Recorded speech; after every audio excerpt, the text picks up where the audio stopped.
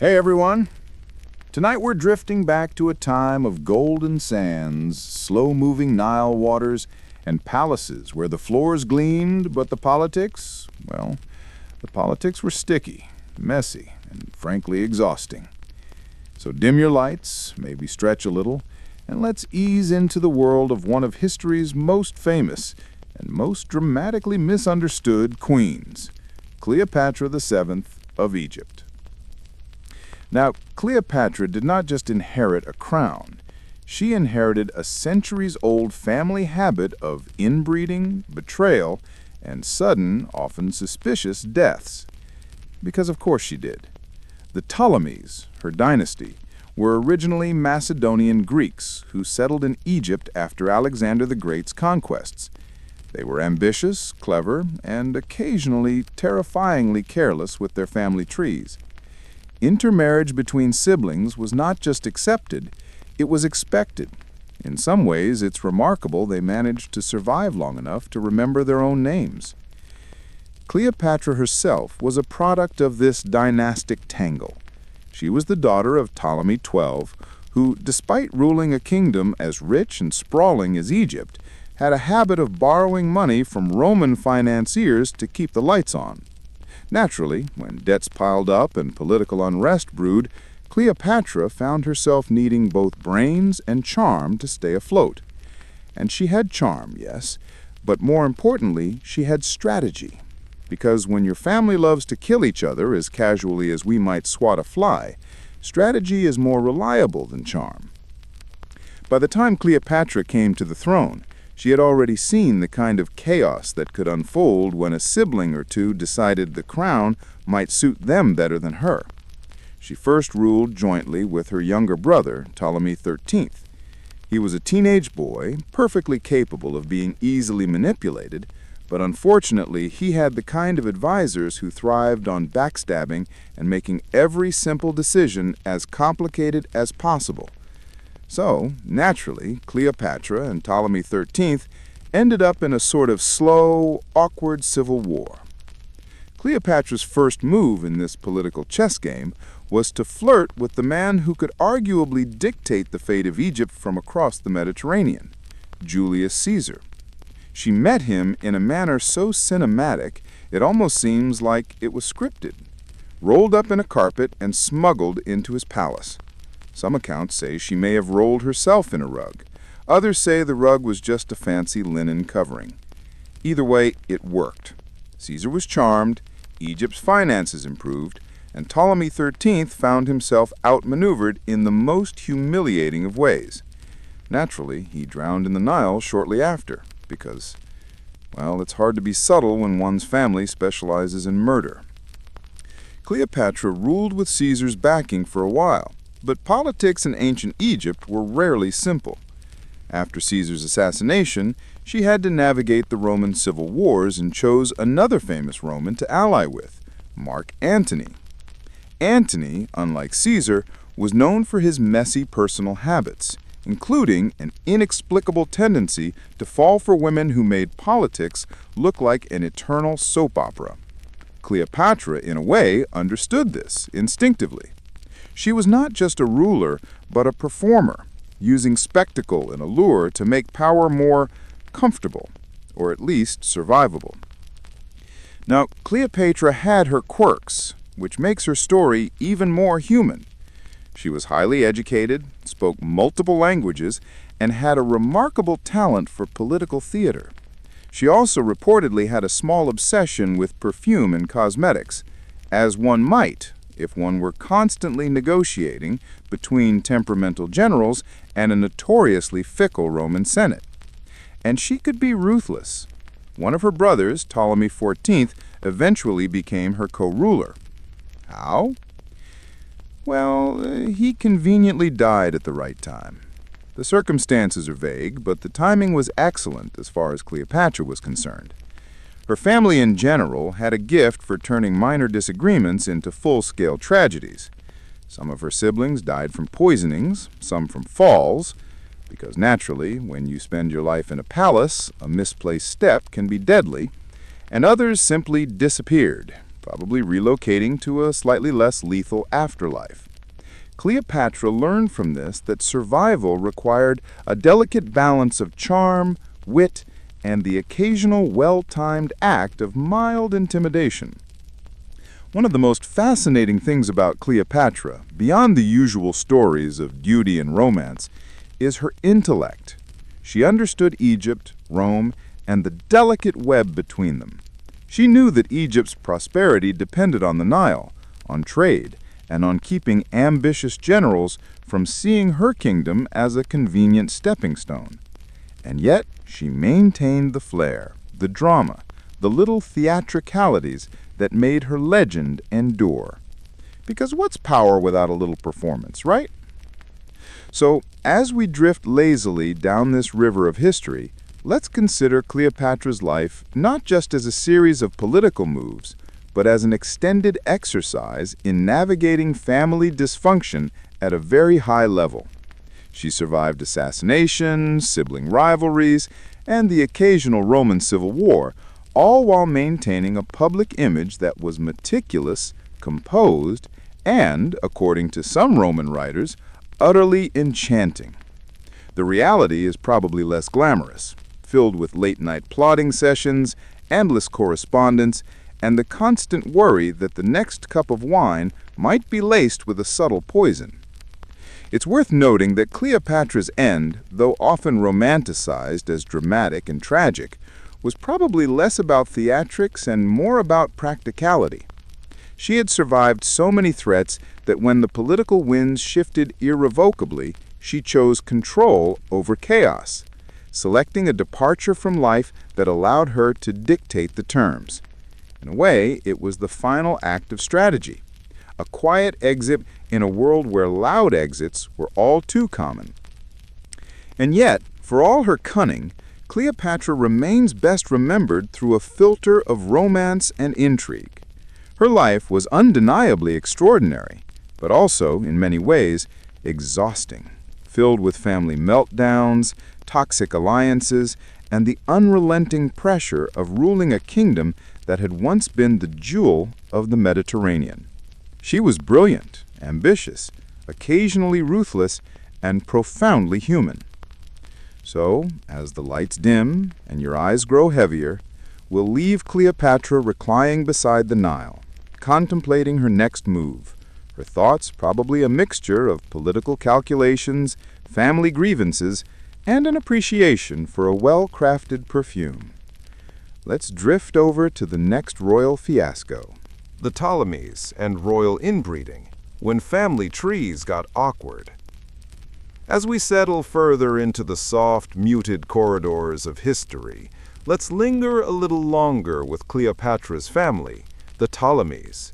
Because if Cleopatra's life shows us the drama of a single queen, her family illustrates the more awkwardly persistent patterns of dynastic obsession. The Ptolemies loved each other, literally.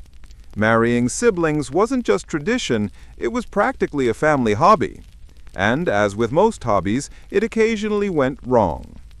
The first few generations after Alexander's conquests were full of the usual royal eccentricities, ambitious generals carving up new kingdoms, siblings slowly figuring out that power often required murder, and every once in a while, a ruler who just wanted a quiet life with a reasonable amount of wine. That rarely worked out.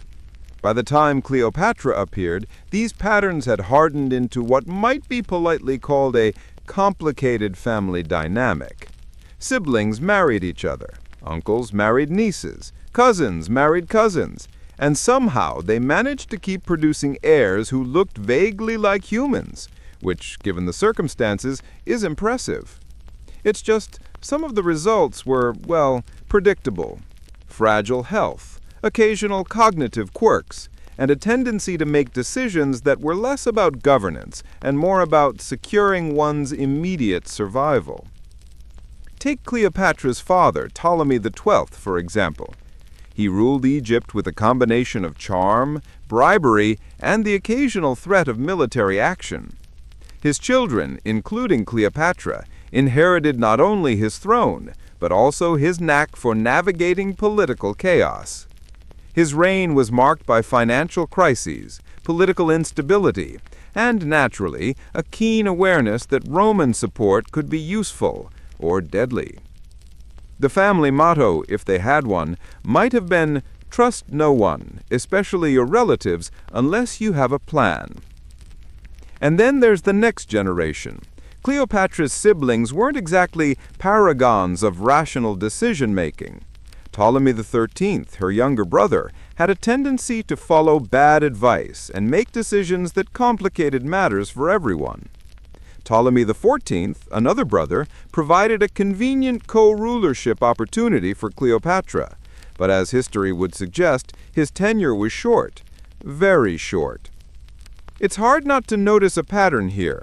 Survival for the Ptolemies required charm, intelligence, and a certain cold pragmatism about the mortality of those around you. Because let's be honest, when your own family keeps producing rulers who seem to misplace their crowns or step into the Nile, you learn quickly that the world doesn't owe you a long life. The genetic consequences of inbreeding are often understated in casual history books. With repeated sibling marriages over generations, the Ptolemies had a tendency to produce offspring who were unusually delicate. Some suffered from visible health issues, others had shorter lifespans, and a few may have had cognitive impairments.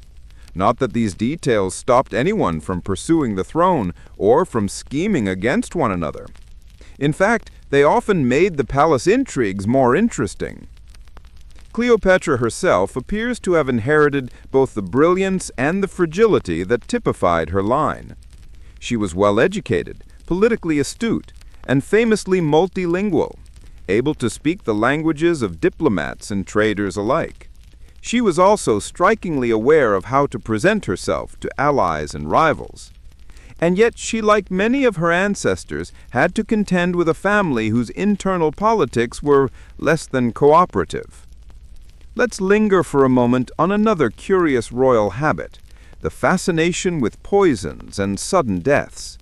In many dynasties, including Cleopatra's, the line between natural causes and careful planning was blurred. If a sibling fell ill at the wrong moment, rumors of poisoning circulated. And sometimes these rumors were probably accurate. It was in a sense the royal family's version of quality control, ensuring that the throne always had someone competent, or at least manageable, on it. Cleopatra, in all her intelligence, had to respect these unwritten rules. She had to understand not only who posed a threat to her reign, but also who could be persuaded or manipulated into being useful allies. And sometimes she simply had to wait, exercising patience with a calm exterior, while the chaotic world of her family did its usual thing. Patience was an underrated royal skill. As the Nile flows gently, winding past temples, palaces, and modest villages alike, Cleopatra's story reminds us that history is rarely straightforward. Dynastic oddities, sibling rivalries, fragile bloodlines, and minor acts of cruelty all coexisted with brilliance, charm, and ingenuity. And in the midst of it all, Cleopatra remained remarkably steady, guiding Egypt through turbulent waters while ensuring her own survival and ultimately her enduring place in history. So as we ease toward the next royal chapter, let's leave Cleopatra for now, reclining in her carefully adorned chambers, surrounded by scrolls, perfumed oils, and loyal servants who understood that every day in the palace was a performance. The stage is set for more dynastic intrigue, more unusual marriages, and more curious habits of royals who, like Cleopatra, could be brilliant, petty, and tragically human all at once. The Habsburg Jaw and the Price of Inbreeding. Now, as we settle more comfortably into the soft folds of history, let's leave the Nile behind for a moment and wander north into the austere, echoing halls of the Habsburg dynasty. The Habsburgs are a particularly fascinating case of what happens when a family takes keeping it in the family a little too literally. And by a little too literally, I mean they occasionally produced rulers who looked like they might struggle to chew a sandwich, much less an empire. The Habsburgs ruled large swaths of Europe, from Spain to Austria, and their ambition was almost comically grand. Their motto might as well have been, "Why conquer the world diplomatically when you can also marry your cousin?" And so they did. Over generations, repeated cousin marriages led to a peculiar genetic trademark, the infamous Habsburg jaw. It was, in essence, a pronounced lower jaw that made chewing, kissing, and perhaps speaking awkwardly theatrical. Some historians suggest it was a minor handicap. Others suggest it was a royal badge of commitment. Charles II of Spain, the last of the Spanish Habsburgs, was a particularly extreme example. Born in 1661, he inherited not just an empire, but centuries of inbreeding, and it shows. Charles was physically weak, suffered from numerous health problems, and had cognitive difficulties. Yet he was still king, because abdication or resignation was not an option, and the line of succession was tragically thin. It's almost impossible not to feel a mix of sympathy and amazement. Imagine trying to run Spain with the physical and mental limitations Charles endured, all while the nobles, advisors, and foreign powers watched every word and gesture.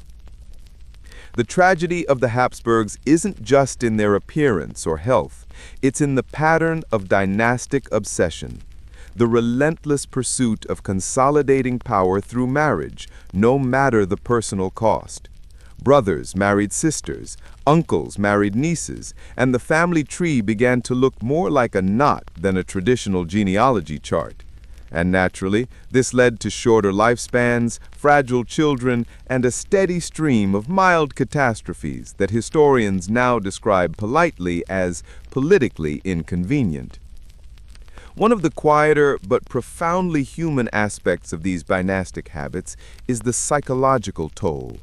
Children of inbred unions often grew up sickly, isolated, or unable to meet the expectations of rule. For Charles II, life was an endless negotiation between fragile health and overwhelming responsibility. And yet, he inherited the crown because, well, someone had to wear it. It's a reminder that monarchy, while glamorous on paper, often demanded endurance beyond what seems reasonable. The Habsburgs' obsession with familial loyalty also produced some delightfully petty incidents. Consider the marriage arrangements of the Spanish branch in the early 16th century. Negotiations would drag on for years, with emissaries fussing over minor details, the precise angle of a dowry, the alignment of a wedding date with a saint's feast day, or the proper display of jewelry during introductions. In these moments, you can almost imagine the royals sighing quietly, "Yes, yes, we get it. More inbreeding will solve everything." It didn't, but the illusion of control was satisfying. And yet, there's something almost admirable in the Habsburg approach.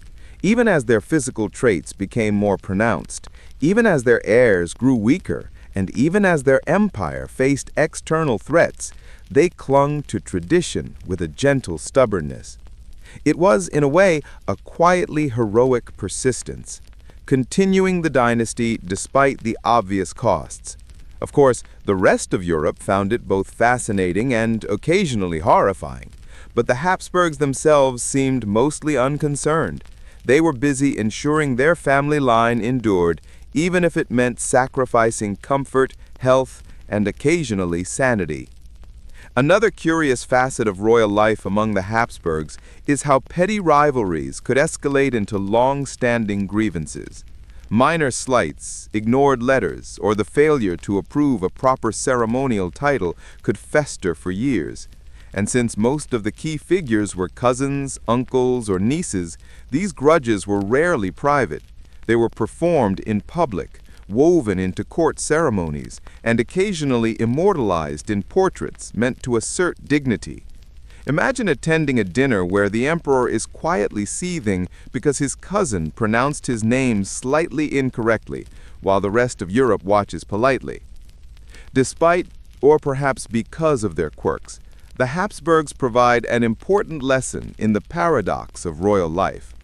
The very mechanisms designed to preserve power, marriage, bloodlines, loyalty, often created vulnerabilities, both physical and political. A fragile heir could inherit an empire, while a petty slight could inflame a civil dispute.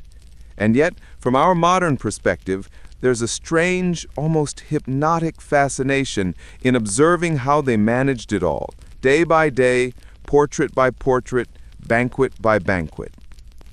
It's also worth noting that the Habsburgs, unlike Cleopatra, did not rely heavily on spectacle or charm in the same way. Their power rested on tradition, bureaucratic skill, and a stubborn insistence that the family name mattered more than personal well-being. There were few dramatic entrances, rolled carpets, or perfumed oils. Instead, there were quiet acts of endurance, surviving another weak heir, another epidemic, another diplomatic snafu, all while maintaining the image of a perfectly stable dynasty. And in some ways, that quiet resilience is just as remarkable as Cleopatra's more flamboyant displays. As we drift toward the quieter, softer moments of this dynasty, imagine Charles II in his chambers, fragile, surrounded by advisors who whispered constantly, aware of the delicate threads that held his empire together. Every decision was calculated, every gesture measured. And yet, he was human. He slept, he ate, he possibly daydreamed of simpler lives, moments free from dynastic expectation. And it is here, in these quiet, human details, that history becomes most soothing, most contemplative.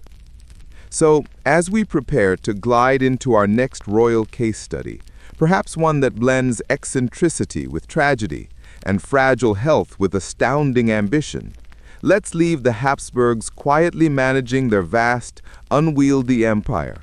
The portraits hang on the walls, the courtiers whisper, and the dynasty endures, stubbornly, absurdly, and somehow beautifully, in the dim candlelight of history. The Bourbons: frivolity, fragility, and the spectacle of power. As we leave the Habsburgs quietly managing their sprawling territories, let's move west to the glittering courts of France, where the Bourbon dynasty held sway. Imagine vast palaces filled with polished marble, crystal chandeliers, and courtiers walking just slightly too carefully across slippery floors, worried that a misplaced step might ruin their reputation, or worse, their lives. Power in France was often as much performance as policy, and the Bourbons mastered the art of spectacle with a kind of languid, almost careless elegance. Louis XIV, the Sun King, is probably the first Bourbon who comes to mind. He ruled for 72 years, which is an impressive feat, though it's worth noting that longevity in monarchs doesn't necessarily equate to happiness. Louis was meticulous, ambitious, and obsessed with control, ensuring that every courtier, every servant, and every noble knew precisely where they stood at all times. The Palace of Versailles, his sprawling creation, was less a home and more a stage where everyone, including the king, performed. And the choreography was exhausting. One can almost hear the sighs behind the gilded doors, a soft, resigned lament of aristocrats thinking, "Yes, yes, I understand. Bow lower, smile longer, don't breathe too loudly." Louis's personal life, while extravagant, also had its oddities. He fathered many children, both legitimate and otherwise, and seemed to delight in the subtle theater of affairs and intrigue. He loved fashion, ballet, and the occasional pet monkey, though some accounts suggest these pets caused more disruption than they solved. And while he projected absolute authority, he also cultivated an obsessive attention to minor details, from the cut of a coat to the exact positioning of a chair. One imagines him drifting to sleep at night, exhausted not from governing an empire, but from wondering if the carpets were aligned to perfection. Of course, Louis XIV's court also displayed a quieter, almost ridiculous kind of cruelty. The kind that comes from boredom, excess, and inherited privilege. The nobles were kept close, their movements monitored, their amusements carefully regulated. A minor insult, a poorly timed gesture, or an unflattering fashion choice could lead to weeks of whispered gossip or social exile. And all of this in the name of maintaining decorum, because chaos in the palace was considered unacceptable, even when chaos was the natural state of every human household. His successors, the Bourbons of the 18th century, were perhaps even more fascinating in their combination of fragility and indulgence. Louis XV, his great-grandson, ruled a France increasingly aware of the tension between lavish expenditure and national debt. He, too, had a penchant for the theater of court life, for private retreats in the countryside, and for pursuing personal pleasures with a dedication that sometimes bordered on negligence of state affairs. And like many royal children, he inherited the peculiar vulnerabilities of intermarriage dynasties, delicate health, temperament prone to extremes, and a surprisingly short attention span when it came to politics.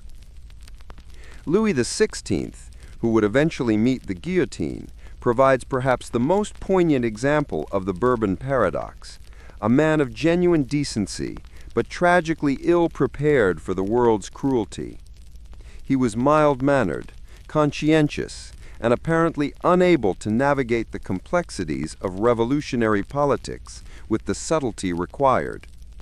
Surrounded by a court devoted to spectacle, a populace increasingly resentful of aristocratic excess, and advisors whose motivations ranged from self-interest to outright incompetence, Louis XVI's story is both a cautionary tale and a gentle meditation on the fragility of human systems built on tradition, privilege, and inherited expectation. Royal marriages in the Bourbon line were another source of fascination. Arranged for diplomacy and consolidation of power, these unions often ignored personal compatibility entirely. Princesses and princes were plucked from their homes, sent across borders, and expected to produce heirs while maintaining appearances of grace and enthusiasm. The result? A court culture thick with politeness, secrecy, and the occasional undercurrent of mild misery. One can almost hear a soft sigh echoing through Versailles. Yes, I will marry the stranger from Austria. Yes, I will smile. No, I do not wish to be here. And yet, despite the fragility, the extravagance, and the occasional tragic mismanagement, the Bourbons maintained a certain dignity, or at least the illusion of it. They were adept at appearances, at pageantry, at creating a world that seemed stable and controlled, even as it teetered on the edge of revolution. It's a reminder that monarchy is as much about perception as reality, about maintaining a calm exterior while private anxieties simmer quietly beneath the surface. There's also a quieter human side to these royals. They read, they wrote letters, they gardened, they collected art, and they worried about their children's futures in ways that are surprisingly relatable. Of course, their lives were cushioned by wealth, privilege, and near-absolute control over certain aspects of existence. But the emotions, the hopes, fears, and disappointments remain recognizably human. And perhaps that is part of the fascination, watching figures who seem almost mythical struggle with concerns that any of us might recognize, from family disputes to health anxieties to the ever-present pressure to perform. So, as we drift from the Nile to the palaces of France, it becomes clear that history is less a series of dramatic peaks than a gentle, persistent tide. Cleopatra navigated family intrigue and political chaos with brilliance and style. The Habsburgs endured fragility and inbreeding with quiet persistence, and the Bourbons managed spectacle, indulgence, and personal vulnerability in a way that was, if nothing else, endlessly fascinating. As the candlelight fades in our imagined palaces and the faint sound of distant music drifts through the halls, we can leave these kings and queens to their routines, their rivalries, and their quiet and often absurd preoccupations. And in doing so, we prepare to drift gently toward yet another dynasty, another collection of eccentric, fragile, brilliant, and absurdly human figures who remind us that history is not only about battles and treaties, but about the strangely compelling, small, daily dramas of people who held the world on their shoulders. The Medici, power, patronage, and peculiarities in Florence. As we drift from France to Italy, imagine Florence in the late Renaissance. Cobblestone streets glistening after a light rain, the faint smell of citrus from the gardens, and the soft murmur of the Arno River carrying the distant chatter of merchants, artists, and inevitably ambitious nobles. Here, the Medici family wove together wealth, art, and politics with a delicate touch, producing some of the most culturally rich and occasionally delightfully odd chapters in European history. The Medici were never kings in the traditional sense, though some would eventually ascend to papacy or royalty. They were, however, masters of influence, manipulating city politics, banking networks, and family marriages with a quiet, relentless skill. It's tempting to imagine their palaces as serene and orderly, but the reality was far more domestic soap opera than graceful Renaissance elegance. Siblings often squabbled over control of the bank, cousins disputed the terms of dowries, and children were groomed from birth to inherit not just wealth, but the delicate art of political cunning. Cosimo de' Medici, known as Cosimo the Elder, was particularly adept at this. He amassed incredible influence through a combination of financial acumen, patience, and a subtle understanding of human nature. Cosimo's brilliance lay in his restraint. Unlike many rulers who thrived on spectacle, he often preferred to pull strings quietly, ensuring that others did the visible work while he shaped outcomes behind the scenes. And yet, even he was not immune to family peculiarities. Feuds over inheritance, disagreements about marriages, and the occasional mild act of sabotage were common, reminding us that even the richest, most powerful households are fundamentally human. One of the more fascinating aspects of the Medici was their obsession with patronage. Art, architecture, and learning were not just pleasures, they were tools of influence. Commissioning a painting or funding a library was simultaneously a cultural contribution and a political maneuver. The Medici understood that controlling culture could control perception, and perception, in turn, could stabilize power. And so Florence blossomed under their watch, filled with masterpieces, sculptures, and frescoes that continued to mesmerize centuries later. Yet behind these artistic triumphs were the quiet, persistent pressures of family politics, marriages arranged for diplomacy, children groomed for banking or clerical careers, and the constant vigilance required to ensure no rival gained a foothold in the city's intricate social network. Of course, the Medici had their quirks, sometimes peculiar even for the standards of European elites. Cosimo's grandson, Lorenzo de' Medici, known as Lorenzo de' Magnifico, was charming, brilliant, and occasionally reckless. He hosted lavish banquets, entertained philosophers and poets, and yet also had a streak of melancholy, a sort of thoughtful awareness that life was fleeting, fragile, and occasionally absurd. His court was filled with intrigue, not always deadly, but frequently petty. Minor slights, whispered insults, and the delicate balancing act of maintaining favor with influential families.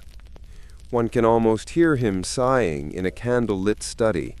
Yes, I suppose my cousin disapproves of my choice in frescoes. One day, perhaps, this will matter. The Medici were also adept at marrying strategically, though these unions often produced the same mix of brilliance and fragility we've seen in other dynasties. Children were sometimes delicate, occasionally eccentric, and prone to a peculiar combination of indulgence and meticulousness. There were early deaths, whispered scandals, and minor ongoing dramas that could ripple across the family and city alike. Yet they endured. And perhaps part of the enduring fascination with the Medici is that their influence combined intellect, art, and human frailty in a way that makes history feel both grand and intimately relatable. Let's pause for a moment on the quieter, more human aspects.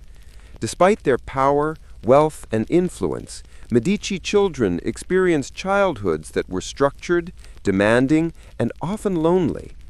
Tutors ensured mastery of Latin, mathematics, philosophy, and the arts, while siblings competed for attention and favor. The lessons were rigorous, the expectations high, and mistakes were noted with a gentle, if firm insistence that each child would someday uphold the family's reputation. And so, the Medici perfected the subtle art of combining education, discipline, and strategic indulgence, nurturing minds capable of both brilliance and cunning, yet tempered by the delicate anxieties of wealth and expectation. Perhaps the most soothing, if slightly ironic, aspect of the Medici story is how their eccentricities coexist with enduring contributions to culture. They were petty, ambitious, occasionally neurotic, and yet their obsession with beauty, learning, and influence left a legacy that outlived their human foibles. Michelangelo, Botticelli, and countless others thrived under Medici patronage, producing works that continue to captivate and calm the modern observer. And so, as we drift through Florence in our imagination, we see the soft glow of candlelight in study rooms, the distant laughter from palaces, and the quiet genius of a family simultaneously human and extraordinary. In some ways, the Medici remind us that royal or quasi-royal life is not always about battles, crowns, or violent drama. Sometimes it's about balance, patience, and the careful orchestration of relationships, art, and influence. They navigated ambition with subtlety, cruelty with restraint, and eccentricity with grace. And while their lives were filled with personal quirks, minor tragedies, and occasional bursts of extravagant indulgence, the family endured, quietly shaping the world of art, politics, and culture for generations. So, as we leave Florence behind, imagine the soft murmur of the Arno at dusk, the delicate flicker of candlelight across frescoed walls, and the quiet diligence of a dynasty whose power was measured not in armies alone, but in influence, intellect, and the strange, enduring beauty of human ambition. The Romanovs, opulence, oddities, and imperial fragility. Now, as we leave the sunlit streets of Florence behind, let's glide northeast to Russia, where the Romanov dynasty ruled with an almost hypnotic combination of grandeur, ritual, and eccentricity. Imagine palaces that gleam under frost-kissed skies, corridors echoing with the soft shuffle of slippers on marble, and rooms so vast that footsteps alone could announce the arrival of a single noble. This is a world of absolute power, layered with layers of protocol, intrigue, and occasional absurdity. The Romanovs came to power in 1613, following a period of instability and civil unrest in Russia. Their early rule was marked by consolidation, securing borders, managing boyars who might be only slightly less ambitious than kings themselves, and ensuring that the monarchy remained unassailable. but dynastic continuity was complicated by the usual royal pitfalls: inbreeding, fragile heirs, and the occasional bout of eccentricity that became legendary in historical accounts. Take Peter the Great, for example. Peter was visionary, ambitious, and almost relentlessly energetic, sometimes in ways that could be alarming to contemporaries. He modernized the Russian state, reformed the army, and built the city of St. Petersburg essentially from scratch. But he also had unusual methods of instilling discipline. He reportedly enjoyed practical jokes on his nobles, sometimes of the humiliating variety, and insisted on personally observing almost every aspect of daily life. One can imagine Peter, wandering a palace hallway, mildly amused as his advisors stumble under his exacting expectations, thinking, yes, this is all very educational. Family dynamics in the Romanov court were equally intricate. Succession was rarely straightforward, partly because fragile health, assassination, and political maneuvering often intervened. Tsars and tsarinas married strategically, of course, but also often suffered the same vulnerabilities that come with centuries of dynastic expectation. Children were closely monitored, educated rigorously, and expected to be both charming and capable, all under the weight of public scrutiny and personal fragility. Illness, whether physical or psychological, could be quietly devastating, yet life at court required an outward composure at all times. Perhaps the most famous example of the Romanovs' fragility is Nicholas II and his family, who ruled during the twilight of the dynasty. Nicholas himself was personally conscientious but politically timid, inheriting a system that demanded decisiveness he was not inclined to exercise. His wife, Alexandra, was deeply devoted, yet emotionally intense, prone to anxiety, and heavily reliant on the guidance of mystical figures like Rasputin. And their children, particularly the youngest, Alexei, suffered from hemophilia, a cruel reminder of how centuries of dynastic intermarriage could leave lasting marks on even the most protected families. The Romanovs' court was a theater of minor eccentricities as well. The Tsars enjoyed elaborate rituals, extravagant ceremonies, and almost obsessive attention to appearances. Every ball, banquet, or public procession was governed by etiquette so precise that a minor lapse could be a source of whispered gossip for weeks. And yet, within this rigid structure, the family maintained very human habits. They read, sketched, corresponded with distant relatives, and worried endlessly about their children's futures. These small domestic details, often overlooked, are what make the Romanovs feel familiar and relatable, even amidst the grandeur and formality. Then there is Rasputin, whose presence in the royal household adds another layer of peculiar fascination. A mystic, healer, and master of rumor, Rasputin was both influential and exasperating, a figure who could charm and unsettle the Tsarina with equal ease. His involvement highlights how fragile systems of power often invite eccentric figures to fill gaps, especially when health, heredity, and public expectation collide. Alexandra's trust in him was partly born of desperation, partly of hope, and partly of that slow human desire to find guidance in the most unlikely places.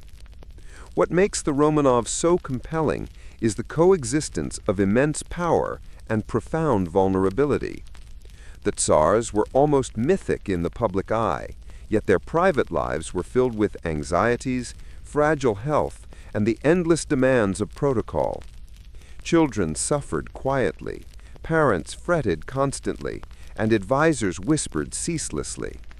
It's a dynasty that demonstrates almost perfectly the strange mixture of resilience and fragility that accompanies inherited authority. Even mundane details of daily life could be laden with anxiety. Meals, travel, religious observances, and leisure were all carefully managed, partly out of tradition and partly because the personal health and safety of heirs were paramount. Illness could strike quickly, and minor accidents could cascade into crises. Yet life had to continue, with a calm exterior, endless ceremonies, and the ever-present sense that the eyes of the empire were watching. As we drift through this frozen, opulent world, it's soothing to remember that the Romanovs, like all the dynasties we visited tonight, were deeply human beneath their ceremonial robes. They worried, they planned, they laughed quietly in private, and they endured. And perhaps that quiet endurance, more than any political achievement or artistic patronage, is what lingers in the soft corridors of history. Humans, fragile and eccentric, navigating inherited responsibilities with whatever grace they could muster. So, as we leave the palaces of Russia for now, imagine the faint flicker of candles in the windows of the Winter Palace, the muffled steps of courtiers in thick slippers, and the soft, persistent hum of a dynasty striving to hold together a vast, cold empire. The Romanovs endure in memory, not just as rulers, but as individuals, shaped by fragility, expectation, and the quiet absurdities of royal life. The Tudors. Tempers, trials, and tumultuous crowns. As we glide westward, let's imagine England in the late 15th and 16th centuries. Misty mornings over the green hills, stone castles rising from foggy valleys, and courts where intrigue lingered like a faint perfume, subtle but impossible to ignore. Here the Tudors ruled, and their lives were a mixture of brilliance, pettiness, and occasional catastrophic temperament. It's a dynasty that teaches us that power and eccentricity often walk hand in hand. Henry VII, the founder of the Tudor line, was cautious, shrewd, and almost obsessively concerned with securing his dynasty after the turbulent Wars of the Roses. His obsession with maintaining legitimacy and preventing rebellion shaped much of early Tudor politics. Every marriage, alliance, and policy was calculated, often leaving those around him wondering if he ever slept or if he simply drifted from one anxious strategy to the next. And while Henry VII was not outwardly flamboyant, he inherited the peculiar royal necessity of always thinking several steps ahead, a habit that would ripple through generations. Then came Henry VIII, perhaps the most famous or infamous Tudor. He combined immense charm, intelligence, and physical vigor with moods, desires, and whims that could be unpredictable. Henry's reign is often remembered for his 6 marriages, but beyond that, it was a continuous exercise in asserting control, indulging personal tastes, and managing both court and country with a combination of charisma and intimidation. His obsession with producing a male heir, coupled with a quick temper, created a court culture filled with tension, subtle maneuvering, and the occasional abrupt dismissal, or worse, of those who displeased him. The personal quirks of Henry VIII are endlessly fascinating. He loved music, hunting, jousting, and the display of power. Yet he could be petulant, egotistical, and prone to sudden rage. He also enjoyed the spectacle of court life, often turning even the most routine event into a pageant of power.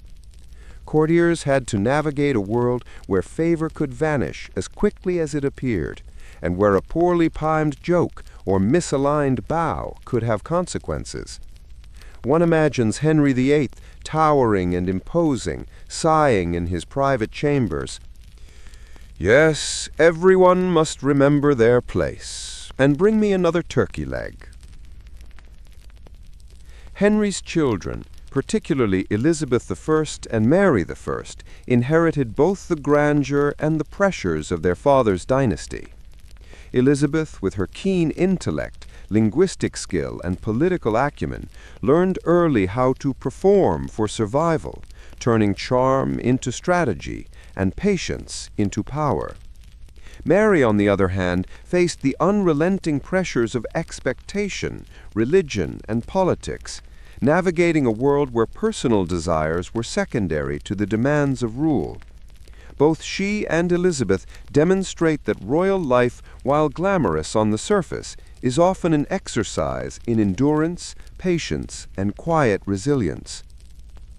And let's not forget the smaller, often overlooked details: tutors who demanded perfection, siblings who competed for favor, and the persistent concern over health, legitimacy, and appearance.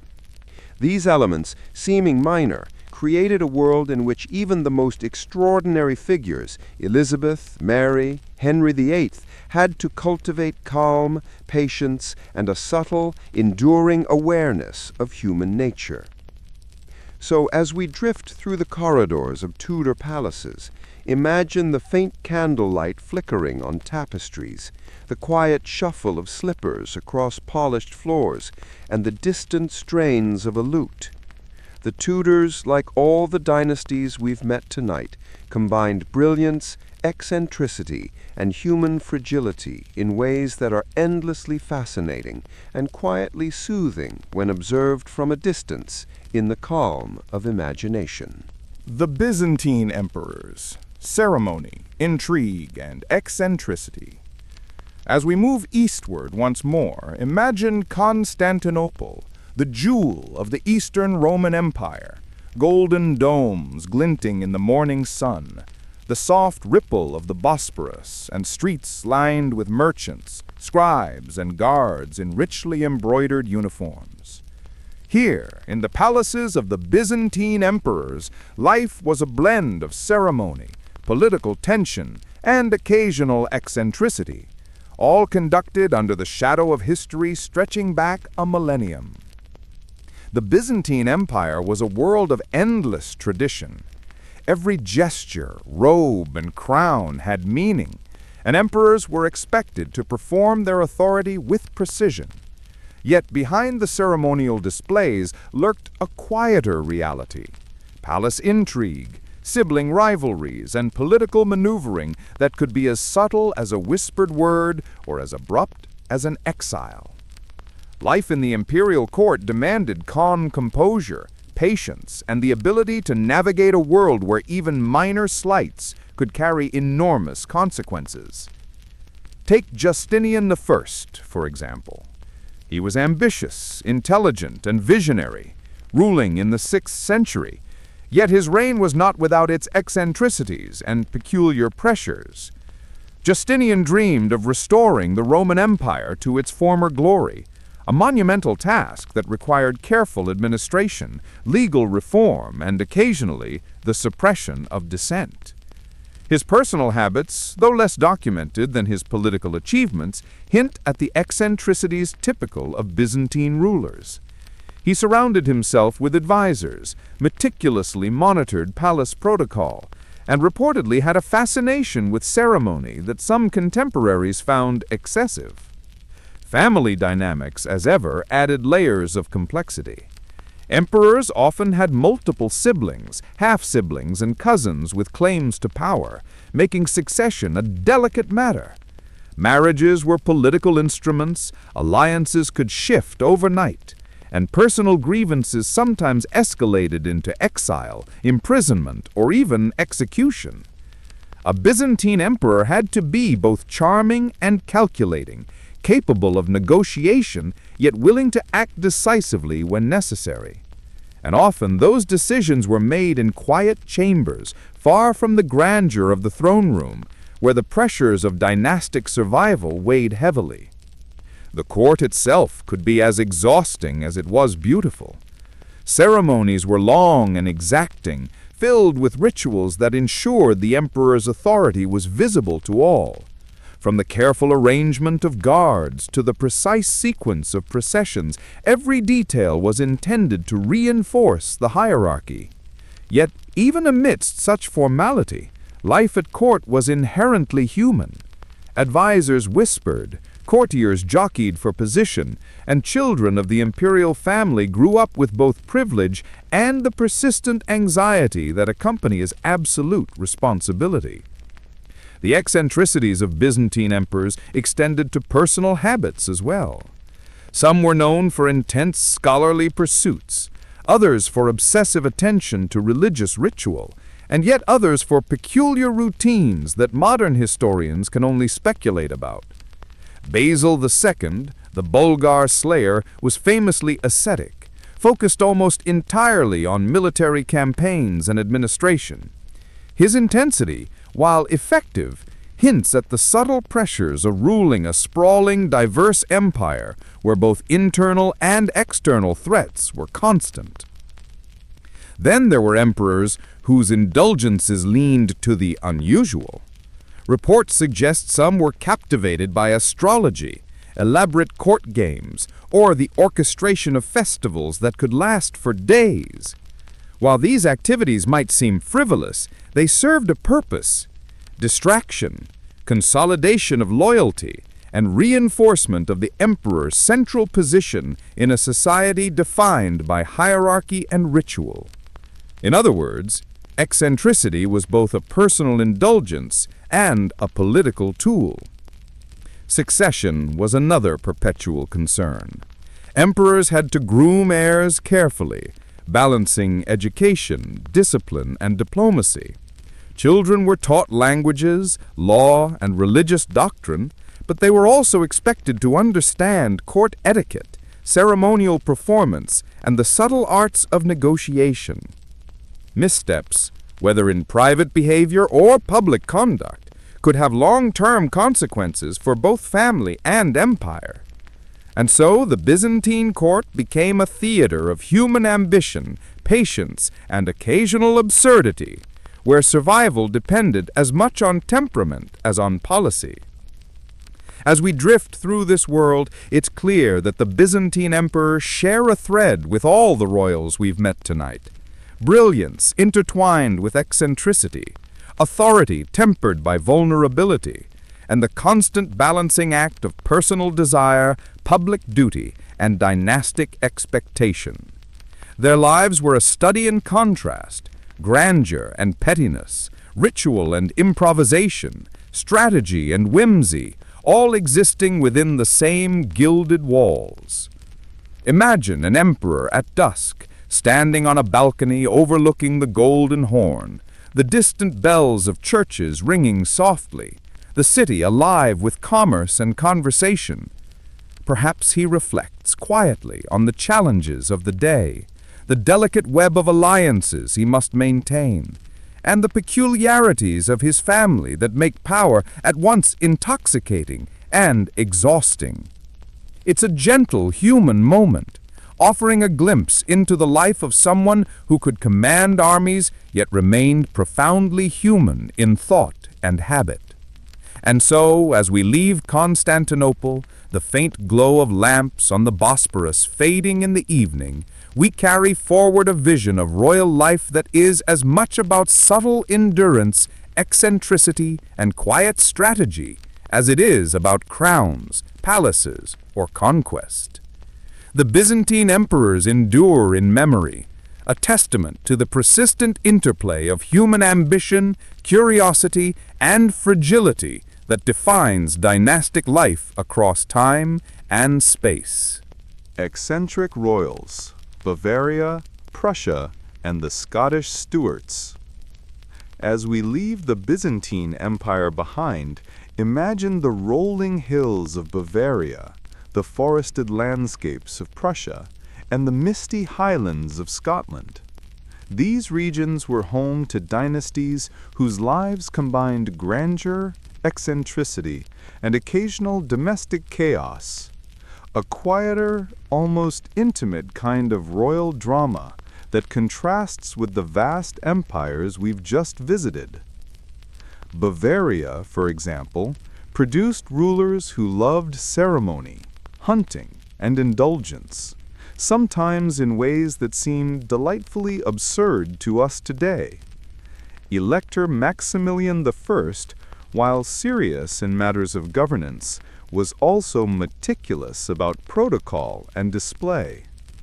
Court life was structured to maintain decorum, but this often produced minor absurdities, nobles tiptoeing around minor slights, advisors negotiating over the minutiae of ceremonial seating, and the occasional misplaced feather in a hat causing whispered scandal. Bavaria was a world where small gestures mattered as much as decrees, and the rulers cultivated authority through both spectacle and quiet control. Prussia, meanwhile, became known for its disciplined militarism, yet even there eccentricity found its way into the palace. Frederick William I, the soldier king, was famously obsessive about military drill, discipline, and the arrangement of furniture, reportedly measuring rooms and wardrobes with the same precision as he inspected his troops. Children were raised with strict rules, and any deviation could result in stern correction. Yet beneath the rigidity, there was human concern. These rulers were aware, however idiosyncratically, of the burdens they placed on heirs and courtiers alike. Their eccentricities were intertwined with duty, producing a curious blend of fear, respect, and admiration among those who served them. The Scottish Stuarts, or Stuarts, offer yet another fascinating flavor of royal eccentricity. Scotland, with its rugged landscapes and fiercely independent clans, produced rulers both brilliant and often impulsive. James VI of Scotland, who became James I of England, exemplified the Stuart mix of intelligence and curiosity. He wrote extensively, engaged in elaborate intellectual exercises, and delighted in subtle displays of wit. Yet he also struggled with personal anxieties, obsessions, and an almost neurotic concern with propriety, showing that even a king could be a bundle of contradictions, clever, cultured, and endlessly human. The Stuarts' domestic life often involved intrigue of a smaller, quieter scale. Siblings quarreling over inheritance, mistresses complicating dynastic marriages, and minor disputes escalating into long-standing rivalries. Yet within this seemingly chaotic microcosm, the royals maintained the daily functions of governance, ceremonies, and public appearances. It's almost soothing, in a way, to imagine a palace where the world's fates are decided with solemnity and human imperfection, where minor eccentricities are absorbed into the rhythm of court life. Even small habits of these monarchs offer fascinating glimpses into their humanity. A Prussian king might obsess over the exact alignment of candlesticks. A Bavarian elector might insist on a particular arrangement of hunting trophies. A Stuart monarch might spend hours on correspondence, correcting minor errors in etiquette or punctuation. These details, seemingly trivial, shaped daily life in ways that historians find endlessly revealing. The balance of ritual, control, and personal quirk becomes almost meditative when observed slowly. Health and fragility also play a role in these dynasties. Repeated intermarriage among European elites produced delicate children, vulnerable heirs, and rulers prone to illness. The pressures of expectation and succession added layers of anxiety and eccentricity, often producing rulers who were as nervous, indulgent, or peculiar as they were brilliant.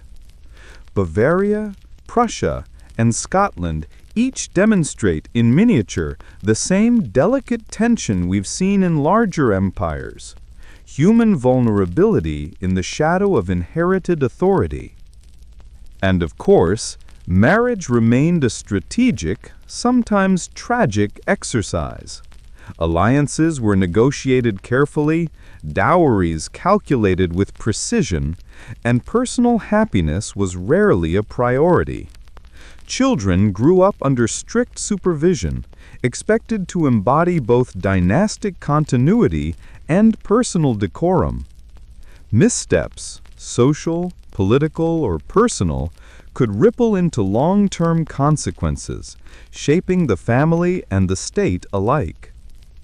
What makes these dynasties so endearing in a quiet way is how intimately human they appear. Beyond crowns, thrones, and ceremonies, these rulers lived with anxiety, curiosity, whimsy, and the occasional delightful quirk. They obsessed over protocol, indulged personal whims, and navigated the same small dramas of family life that are familiar to anyone who has managed sibling disputes, household logistics, or domestic politics. History, in their case, becomes a gently flowing narrative of human imperfection and persistence. So, as we drift through the palaces of Bavaria, Prussia, and Scotland, imagine soft candlelight flickering on tapestries, the distant hum of servants performing their quiet duties, and the faint rustle of robes as monarchs move through their private corridors. Life continues, both grand and intimately human, with eccentricity, fragility, and persistence woven into every aspect of dynastic existence. Reflections on royal fragility, eccentricity, and the gentle absurdity of dynasties. As our journey through the courts, palaces, and private chambers of history begins to settle, it's worth pausing to reflect on the patterns that tie these stories together. From Cleopatra's cunning games along the Nile to the delicate corridors of Versailles, from Florence's Medici intrigues to the frost-bitten halls of the Romanovs, and through the misty highlands of Scotland, the lives of monarchs often shared a quietly recurring theme: human fragility dressed in ceremonial splendor. One of the most persistent features of royal life is the vulnerability inherited across generations. Intermarriage, long-term dynastic strategy, and the relentless pressure to produce heirs created a web of genetic fragility that often manifested as delicate health, eccentric behavior, or untimely death. Children of these families were frequently educated, disciplined, and observed with meticulous care. But they were still children, human and fallible, navigating extraordinary expectations. Observing them from a gentle distance, one can almost hear the quiet sighs of tutors, governesses, and parents, all quietly aware that despite wealth, influence, and power, the natural fragilities of life remained stubbornly present. Eccentricity is another thread weaving its way through these histories. Whether it was Louis XIV's obsessive attention to carpet alignment, Frederick William I's military minutiae, Elizabeth I's careful cultivation of persona, or Charles II of Spain's tragic physical frailty, royal habits often struck a balance between the sublime and the absurd. There is a particular calmness in imagining these quirks not as anomalies, but as ways in which human beings attempt to impose order, comfort, or meaning on lives shaped by immense expectation. The eccentricities, small indulgences, and private rituals become soothing to observe, like a soft candle flicker in the vast darkness of history. Court life itself, across regions and centuries, reflects a similar pattern. Formality, ritual, and constant vigilance intertwined with mundane humanity. Ceremonies were long, etiquette precise, and missteps noticeable. Yet these outward expressions of power often masked the quiet, very human rhythms of life. children playing under watchful eyes, letters exchanged in soft ink, fleeting moments of laughter among courtiers. These are the gentle undercurrents of history, the mundane details that reassure us that even rulers were subject to the same small anxieties, desires, and routines as anyone else. Marriage, inheritance, and succession illustrate another constant, the tension between personal desire and dynastic obligation. Royals were rarely free to follow whim or inclination. Marriages were negotiated, alliances carefully calculated, and heirs meticulously groomed. And yet within these constraints, human eccentricity found subtle ways to persist, a fondness for particular foods, a preference for specific furnishings, an obsession with a particular flower or musical instrument. These small indulgences, quietly preserved within the structures of court life, offer a gentle, almost humorous insight into the private world of those who seemed otherwise larger than life. One of the most quietly moving elements of these histories is the coexistence of public power and private vulnerability. A Romanov heir might be frail, hemophilic, and anxious, yet still expected to attend public ceremonies with perfect composure. Elizabeth I navigated international diplomacy with intellect and charm, yet spent long hours alone in reflection. Louis XVI, gentle and conscientious, faced revolutionary turmoil that outpaced both his temperament and abilities. These contrasts between inner fragility and outer authority provide a soft, reflective rhythm to history, reminding us that even the most extraordinary lives are fundamentally human. Even in moments of scandal or tragedy, the tone is rarely harsh. It is measured, reflective, and quietly observant. Scandals, from the minor intrigues of Bonaria to the dramatic failures of succession in Spain, unfolded in ways that highlight human imperfection, not monstrous intent. Observing these gently from a distance allows us to appreciate the persistence of character, the delicate management of expectations, and the oddly soothing patterns of behavior that recur across centuries and continents. As we drift toward the final corners of this narrative, we see that dynasties, regardless of location or era, share an intricate dance of fragility, eccentricity, and endurance. Wealth and power did not exempt these figures from human limitations. Instead, those limitations were managed, performed around, and occasionally indulged, producing lives that were simultaneously extraordinary and quietly ordinary. The soft humor of misaligned carpets, the anxiety over minor etiquette breaches, the tender concern for children's futures, all of this creates a gently lulling rhythm, as if history itself exhales slowly through corridors of time.